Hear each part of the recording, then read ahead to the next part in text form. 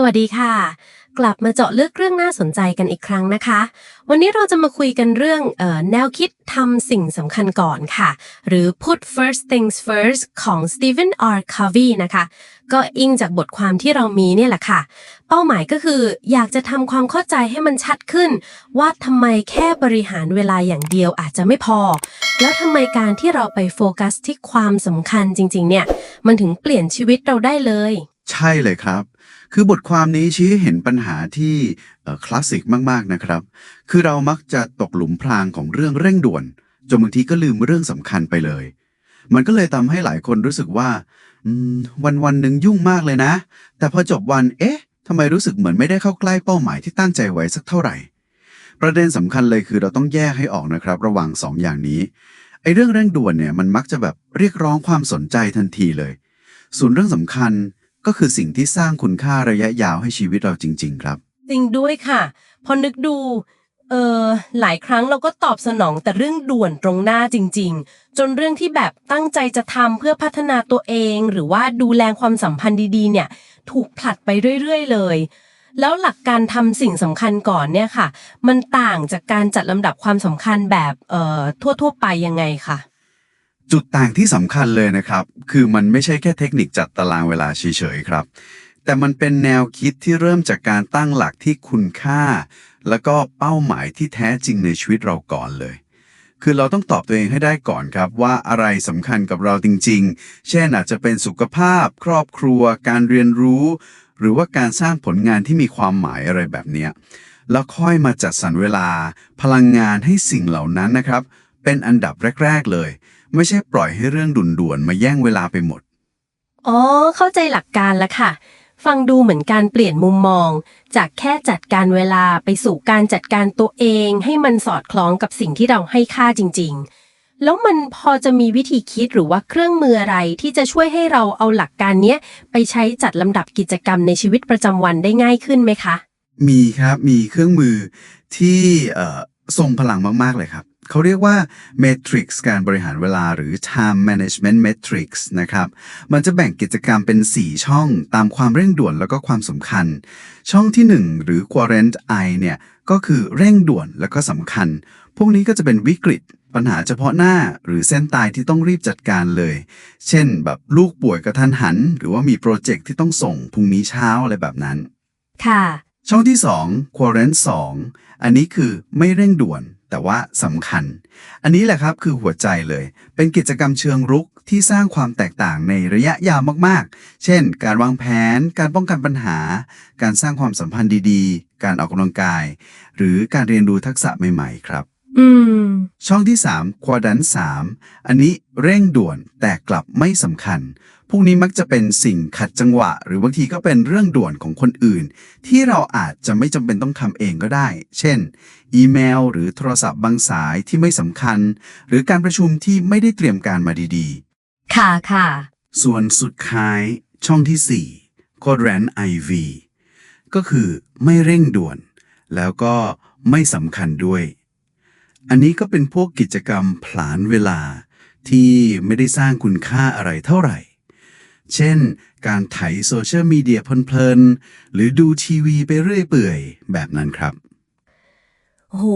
พอเห็นภาพเมทริกซ์แล้วมันชัดเจนขึ้นเยอะเลยนะคะว่าเวลาของเราเนี่ยอาจจะล่วไหลไปกับช่อง3กับ4เยอะเหมือนกัน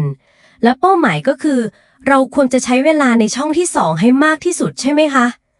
ทำไมช่องนี้ถึงเป็นตัวเปลี่ยนเกมได้ขนาดนั้นเลยคะใช่ครับเพราะช่องที่2เนี่ยมันคือพื้นที่ของการลงทุนครับผม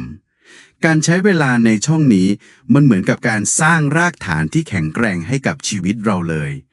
มันช่วยป้องกันปัญหาที่อาจจะเกิดขึ้นในช่องที่1ในอนาคตได้อย่างเช่น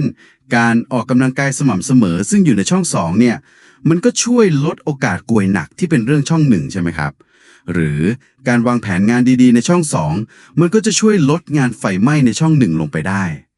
คือหัวใจสำคัญมันคือการเปลี่ยนสมการชีวิตเราเลยครับ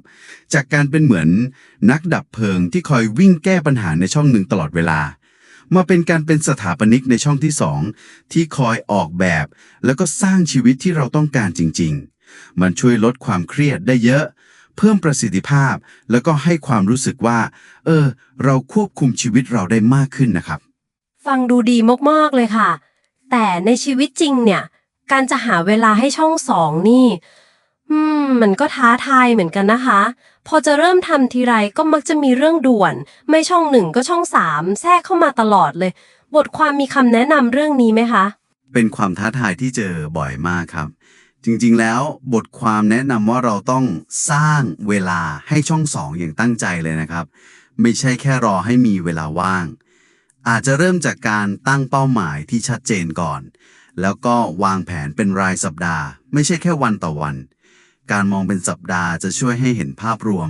แล้วก็จัดสรรเวลาให้กิจกรรมช่องสองได้ดีขึ้นครับ อาจจะต้องใช้เทคนิคอย่างการบล็อกเวลาหรือ time blocking เหมือนเราทำนัดหมายสำคัญกับตัวเองไปเลย และที่สำคัญมากๆไม่แพ้กันก็คือ ต้องกล้าปฏิเสธครับผม ปฏิเสธเรื่องในช่อง 3 กับช่อง 4 ที่มันไม่สอดคล้องกับเป้าหมายของเรา โอ้โห การกล้าปฏิเสธนี่สำคัญจริงๆค่ะ บางทีเราก็เกรงใจ หรือแบบเคยชินกับการตอบสนองทุกเรื่องที่เข้ามาทันทีเลยเนอะ ถูกต้องเลยครับ แล้วก็มีอีกเครื่องมือที่ช่วยได้มากเหมือนกัน คือการเขียนพันธกิจชีวิตหรือ mission statement ของตัวเองนะครับ มันก็เหมือนกับการที่เราตั้งเข็มทิศส่วนตัวไว้ ว่าอะไรคือแก่นแท้ หรือคุณค่าที่เรายึดถือจริงๆ พอมันชัดเจนเนี่ยมันจะช่วยให้เราตัดสินใจได้ง่ายขึ้นเยอะครับ ว่าอะไรคือสิ่งสำคัญที่ควรค่าแก่เวลาของเราจริงๆ นอกจากนี้การซอยเป้าหมายใหญ่ๆให้เป็นเป้าหมายย่อยๆรายสัปดาห์ แล้วก็การทบทวนตัวเองทุกสัปดาห์เนี่ยก็ช่วยให้เราปรับตัวแล้วก็รักษาโฟกัสได้ดีขึ้นด้วยครับ สรุปแล้วหลักการทำสิ่งสำคัญก่อนนี่ มันลึกซึ้งกว่าแค่เทคนิคจัดเวลานะคะ แต่เป็นการปรับเปลี่ยนวิธีคิดแล้วก็การใช้ชีวิตโดยเอาคุณค่าของเราเป็นที่ตั้งเลย ใช่เลยครับ มันคือการเปลี่ยนจากการเป็นคนแค่